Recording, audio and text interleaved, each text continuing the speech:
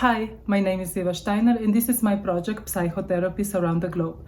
I am interviewing the psychotherapists around the world and asking them the same 8 questions.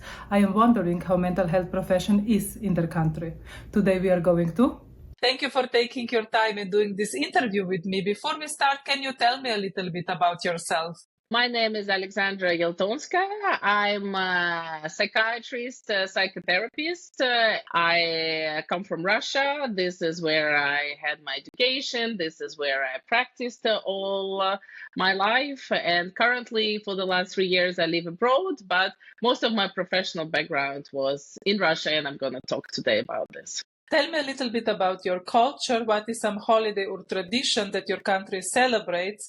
And if your culture would be an emotion, what emotion would it be? Russia is a very big country, and it's not only big geographically, it's also very big in amount of cultures and nationalities that lives within this such a big land. It's about 200 different cultures and nationalities are present. So I would say that we are very, very multicultural country, and we have cultures who practice Christianity, Buddhism, who are Muslims, and all type of cultures and religions. But if I would pick a holiday that I would associate with this vast land as Russia, I would talk about Maslenitsa. This is old Slavic holiday. It's celebrated usually in the end of February. This is how old Slavic people met spring, and celebrated the end of winter. I really love this holiday because it's really such an old traditions, and it's also a lot of fun. We bake pancakes, and pancakes as a symbol of sun, and we eat pancakes with some very yummy things. We also create big doll that represent the winter, and we burn it. And there is also a lot of games like snowball and also conquering winter castles. It's really joyful, and it's really kind of connect you with ancient history. And coming back to your question about emotions, yeah, as I said, because within this big land there are so many cultures, and I honestly cannot speak up for everybody, but I think because my country goes historically through a lot of difficult periods and periods of uncertainty and periods of crisis and problems, I think, often people experience, uncertainty, worry, anxiety, and I think this is a common feeling for Russians. This is, part of our everyday life that we have to learn to live with. This worry and anxiety, Yeah. would you state as an emotion? Yeah, I would say this. Yeah, if you would have to characterize the whole territory as Russia. Yeah. How did you become a psychotherapist in your country, and what is your therapeutic approach? I come from a medical family, and I think I'm a third generation doctor. So my grandmother, she was a surgeon. My parents, my aunts and uncles, they're also medical doctors, and they were practicing psychiatrists. I went to the medical school because, I don't know, it just was a natural path. And plus, because of anxiety, parents wanted to make sure that I go to the school that will provide me with a good job in the future. I'm not necessarily, was dreaming to become a doctor, but I was not against it. During my years in medical schools, I actually liked different subjects. I liked general medicine. I like obstetricians and gynecology. I was interested in cardiology. I was interested in psychiatry. So it was a very hard choice for me to make. But because I was also very much kind of on the humanity side, I like literature, I like, everything about people. I thought that between everything, psychiatry would be the most interesting subject for me. So in the end, I chose this. And from the beginning, I knew that I'm much more interested in psychotherapy than is prescribing drugs as a psychiatrist. But in order to become psychotherapist in Russia, I had to get through residency in psychiatry, practice as a doctor, and then get additional education as psychotherapist, and plus additional education in one and another specific form of psychotherapy. And that's what I've done. And so after finishing education as psychotherapist, I also did my training in cognitive behavioral therapy and later on in schema therapy. And this is what I'm practicing right now. CBT and schema therapy, these are my main schools of psychotherapy that I practice in. Why do you need like two approaches? Basically, you went CBT and then schema. Why do you need two? Yeah, I started with CBT and with one approach, but very quickly practicing schema therapy, I started to meet clients for whom CBT was not working well enough. Mostly people with traumatic background, traumatic experience in their childhood. And I just needed to find tools that would be helpful for this group of patients and clients as well. And during the conference in cognitive behavioral therapy, I came across some information about schema therapy. And I was like, that's what I need for these clients. This what, will be helpful. This is how I can address their problems that not so easy to conquer from CBT perspective. And I become very interested. I went study and just fall in love with this approach. So nowadays I'm practicing both.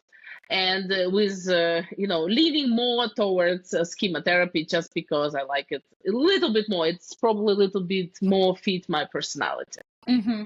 So it's basically a personal choice. It's not like you need two approaches to become a psychotherapist. Okay. Yeah. This was a personal choice. It was a kind of my interest, and I just wanted to help a wider range of clients. And is there any other way? How can you become a psychotherapist in Russia, or you need to be like a doctor, medical doctor? Officially, in order to practice psychotherapy, you have to become a medical doctor because psychotherapy is considered part of medical field. But nowadays, a lot of psychologists, and particularly clinical psychologists, but not only, also practice psychotherapy, but under the name of psychological counseling. So officially, they cannot do psychotherapy, but they can do psychological counseling. But when you look at the therapeutic room, what I'm doing as psychotherapist and what clinical psychologist does as psychological counseling, we do the same. We just come to the same through different, backgrounds and following different paths. And yes, that's become, more and more common. And now a lot of psychologists and clinical psychologists in particular practice cognitive behavioral therapy, schema therapy, and other type of, therapeutic approaches. Let's say that I am economist and I want to become a psychotherapist, maybe a psychological counselor, no matter the name, but I want to do psychotherapy. Can I go just to psychotherapy direction? Let's say schema therapy, I finish this study, and can I work as schema therapist or not? No, nowadays it is not possible. Nowadays, first you need to get psychological education. And after this, you can go and study one of the psychotherapeutic approach. And after this, you can practice. And is there any law for psychology and any law for psychotherapy? Yes. So psychotherapists, these are medical professionals. So we need to be licensed and we follow medical regulations. Psychologists, they are not considered to be part of a medical field. And nowadays, psychologists doesn't need to be licensed in Russia. And it's right now big debates are happening. Should we actually introduce licensing? And many people think that licensing is important because it will kind of set up certain high standards. So less people with not enough education would be able to practice. But nowadays, psychologists are not yet licensed, but still, in order to practice, you need to have a psychological degree. You need to have a specialized education. How society looks upon psychotherapy or any psychological help? I would say that psychotherapy in Russia, it's a very new and rapidly growing area. And I feel incredibly lucky to be part of its growth. For example, when I started my path in psychotherapy in, I think, 2009, I was looking for a place where I could study CBT. And it was only one place in the whole country, and I had to wait 2 years. So it was very, very hard to get the training.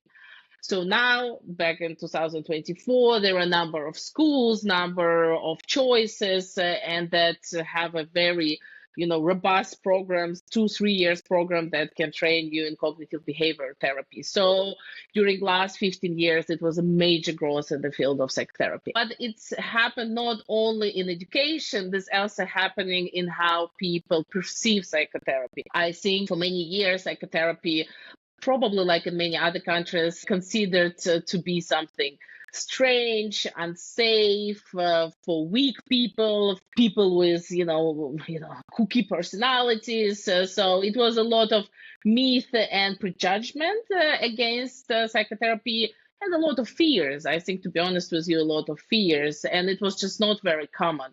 Plus, because 90s and 2000s was a very economically difficult period for Russia. Many people just could not afford psychotherapy. It was considered as some luxury thing, so for extremely wealthy people, and it was not controlled. So it was a lot of malpractices and a lot of strange practices during this period of time, because this market was just extremely chaotic.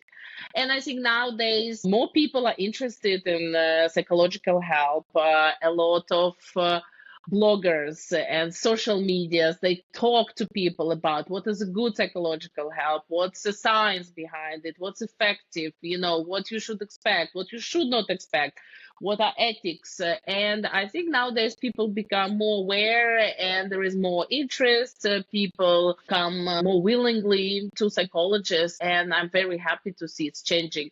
But you can also see that it's changing more in the younger people. I think among the older generation, they're still a little bit, I think, afraid of this strange thing and not sure how talking can be helpful. Yeah, but it's changing to the best, and very happy to be part of it. And how is help available now these days? Through private pay, or you can go through public health system? How does it work there? In Russia, psychotherapy mostly works through private practice. Psychiatry and psychiatric help is covered through public health. And maybe theoretically, we have a little bit of a session of psychotherapy through public health, but it may be one or two, or maybe it's a group format for very specific disorders. So it's extremely limited. So if you want to receive proper psychotherapy, it mostly comes out of your private funds. There are also clinics now, like more private clinic is organized where a group of psychotherapists offer some help. There are also a number of what we call it Uber for psychologists, different organizations that unite psychologists, and you can just type in your problem and the service will recommend you a psychologist, and the services tend to be a little bit cheaper and many people use them. So this kind of tools available, but mostly you have to pay yourself for the services. Mm-hmm. Also for psychological counseling, so clinical psychologists. Yes. This is, I think, a problem, of course, because people maybe who needed psychotherapy the most, people lower socioeconomical classes, they have still extremely limited access to psychotherapy. Some organizations work pro bono, but some NGOs can offer some help pro bono, but still very limited, not enough. What is your society teaching about child-parent relationship, and whether this value of society also influence how you design your interventions as a therapist? I think if you look at parent-child relationship in Russian society, we are strict, demanding, and often critical. As a psychotherapist, it's hard for me to admit it, but I can even see it in myself. I think because history of my culture and country is so uneven that often people feel like they have to be strong, they have to survive, they have to do the best. And I think this translates into this attitude. People wants the best for their kids, so they want them to have best education, be good in everything they're doing, so they have a better life. And I think in reality, if I look at it through the lenses of psychotherapists, it reflects that parents often critical, demanding, and pay a lot of attention to this side of growth, and maybe don't pay enough attention to such needs as play, spontaneity, having fun, just enjoyment. And I think this is one aspect. Another aspect, I often notice that parents in Russia, they tend to suppress emotions of kids. They can often say, don't cry, don't be as a little boy or little girl, it's not going to be helpful, I know, stop crying and stuff like this. And I think we experience a difficult time accepting a child's emotion. I think that's what we see later on in psychotherapeutical room. We have people who are very self-critical, who have extremely high demands on themselves, who experience difficulty to feel self-compassion, who experience difficulties for accepting that they also have a need to just relax and, I don't know, enjoy the life. People often have a hard time accepting their emotions, and particularly painful emotions. And I think a lot of this comes from culture. If an adult client would come to you and say, I want to cut contact with my parents, I don't want to see them anymore, how would you react as a therapist? And how would society look upon such a request? As a therapist, I would understand that if client wants to do so, it is his or her choice. I would not try to convince him or her one way or another, but I would suggest to look at the reasons and the feelings and the emotions, to a little bit explore what stays behind these decisions, and try to assess how different parts of the person would, think or feel about the thing. And I would try to make sure that this is a decision that this patient, this client, wants to make. And I would maybe help to explore him or herself in order to be sure. But I would not try to affect the decision. But I think if you ask me about society, most likely society would look negatively at this relationship, and respect and gratitude to parents is highly valued in our society. And often if somebody say like, oh, I stopped contact with my parents, yeah, people would probably think negatively, think that it's something unfair from a child's perspective, maybe selfish from child's perspective. Are there any expectations, in a sense, when a parents grew older, that the child took care of them? Yes, this is an expectations, and I think that's normal that grown up children take care of their elderly parents, and when there are a number of siblings, it's a little bit easier, so they can either divide the share, or somebody who live closer can take care more of their parents. But normally, yes, this would be expected. What are the learned beliefs regarding client-therapist relationship, and can the relationship continue outside the therapy once the therapy process is over? As I told you a little bit earlier, psychotherapy is still new for our country, and I still think we're learning, and certain norms and rules and regulations are still in process of developing. In end of 90s, 2000s, where a lot of teachers in psychotherapy started to come to Russia and give their lectures about different methods of psychotherapy, it caused big chaos. So it was a time where people, like you asked, with economical education could go and study and maybe practice. So it was, just a completely irregulated field. Nowadays, it's much more regulated, as I told you, and we use ethical rules. And according ethical rules, we should not practice so-called dual relationship. So we cannot be friend and client therapist relationship. But the thing is that because there is no one organization or association that unite all psychologists and psychotherapists in Russia, and many psychologists, psychotherapists, they don't belong to any association. So there is a big number of therapists who might not follow any rules. We don't know what they practice. So that's why we say often when we give recommendations to public, make sure if you go to psychologist that your psychologist is a part of some organization or association, and there is an ethical code that he or she is following, because in this way you can be protected and you can know what the norms are.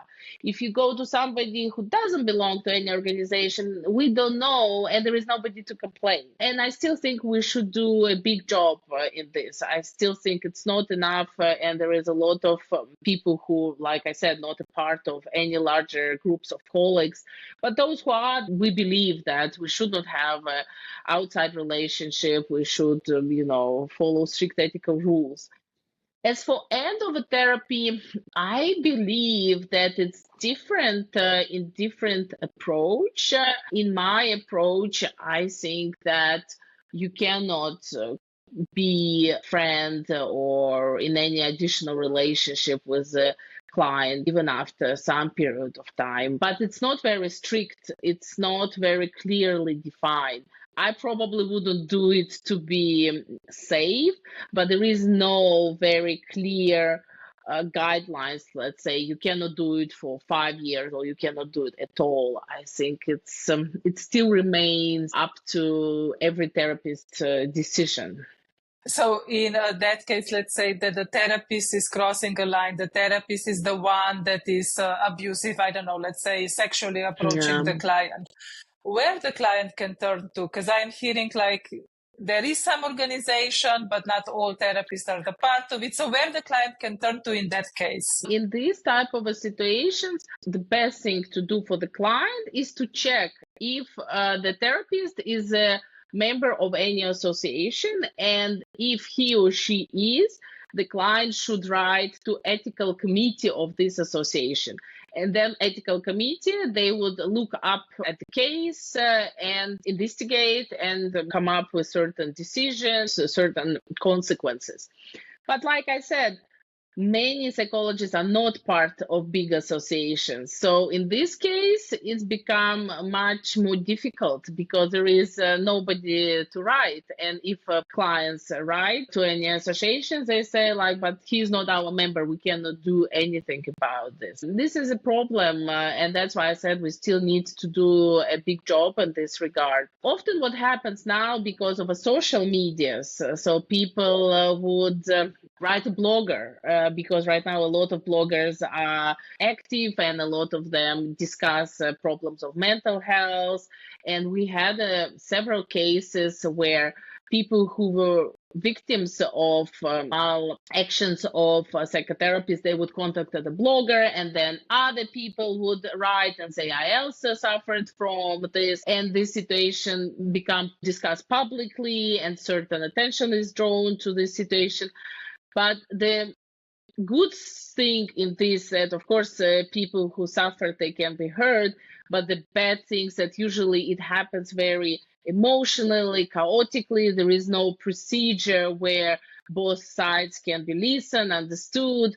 That's a problem that we're still experiencing right now. And that's probably where this law and suggestion about having a licensing is a very good idea, in my opinion, because I think this will help us on a more national level to address particularly such problems. The sixth question, is supervision a must for a therapist in your country? No, supervision is not a must for therapists in my country. Of course, if you would like to get international certification in certain approach, like in CBT, in chemotherapy, in EMDR, in any other, it's a must, but it's not a must to get international certification. So yes, that is not obligation. Of course, many practicing psychologists still seek supervision because they want to ask a question, they need guidance, they need support. But again, not everybody. Unfortunately, I think it should be a must. What are the most common complaints that a client comes to therapy for? I think it's very much depends on where you work because there are different organizations. If you work more in the kind of medical field, people would more often come with depression, panic attacks, another type of anxiety and mood disorders. If you work more in the private practice, then people mostly come with relationship problems, with family, at work, romantic relationship. And of course, if you have some specialization like eating disorders or any others, people would come with the very specific problems. But if summarize, I think anxiety and relationship probably two tops that people come with. And would you say that there is any generational trauma that you see from some history events from the past that are still like showing in the people today? Yes, I think, of course. For example, I can say that people of my age, I'm 39 years old right now, we are the kids who was growing up in 90s. And as I said before, it was a very unstable period in our history. Everybody was extremely poor, and poor, like it was just not enough food, a lot of instability, just a very, tough period of change. And a lot of people of my generation comes with the same problem. Oh, we're anxious about the future, we're anxious about money, we work so much because just we want to make sure that things will be okay. And I think when the new difficulties come, they get triggered, and they come with the same memories, like, oh, my parents were working all the time, I was alone, we were trying to survive. So yes, of course, I can see this generational problems. I know a little bit less of problems of people older generation because, as I said, they less commonly come to the therapy, but I would imagine that they would be somewhat similar. Obviously, they live through different historical periods, but I definitely think that the cultural traumas plays a role in what we see in therapeutic room, of course. If you would share one tool, belief, or approach that is a must-have for you as a therapist, what would that be? As I said, that I'm a schema therapist, and schema therapy is an approach where we believe that all of us has little vulnerable child that lives inside of us, and we need to take care of this little part of us, and be nice and gentle and careful. I think that is very important for me, and I would share it with everybody to remember that there is a very emotional, very gentle, very young little you that lives inside of you. And this little you needs attention and needs to be listened to and needs to be heard and taken with love and care and gentleness. And I think it's important to have this attitude to yourself. And when you work with people or live with people, to remember that they also have this vulnerable side. Often it's not very easy to see because all of our copings and survival strategies, they, come forward. But it helped me in life to see, each of us have this little person who is suffering and who needs actually the same, attention, care, kindness, respect. Yeah, this is for me something that I learned from therapy, and I always think about this when I work and also when I live with my friends, colleagues, clients, and easy and easy life situations that helping me. And I would like to share this with everybody.